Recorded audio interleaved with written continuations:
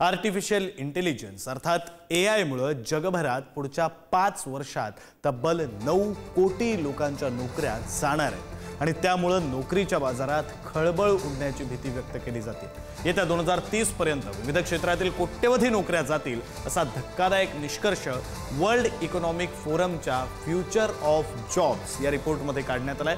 दरम्यान याच काळात AI तंत्रज्ञानावर आधारित 17 कोटी नव्या नोकऱ्यांची संधी निर्माण होईल असं आशादायी चित्र सुद्धा याच अहवालात मांडण्यात आलं। जुनी कौशल्य असणाऱ्यांच्या नोकऱ्यांवर गंडांतर येईल, मात्र AI सारखी नवीन कौशल्य आत्मसात करणारे स्पर्धेत टिकून राहतील असा याचा अर्थ काढला जातो। तर या अहवालामध्ये नेमकं काय, आपण ग्राफिक्सच्या माध्यमातून काही महत्त्वाचे मुद्दे समजून घेऊया। AI मुळे 5 वर्षात 9 कोटी नोकऱ्या जाणार। वर्ल्ड इकॉनॉमिक फोरमच्या अहवालातील हा निष्कर्ष आहे। 2030 पर्यंत नोकरी क्षेत्रात मोठी उलथापालथ होणार। पारंपरिक कौशल्य असणारे नोकरदार कालबाह्य होतील। पोस्ट बँक कर्मचारी, डेटा एंट्री ऑपरेटरवर गंडांतर येण्याची शक्यता।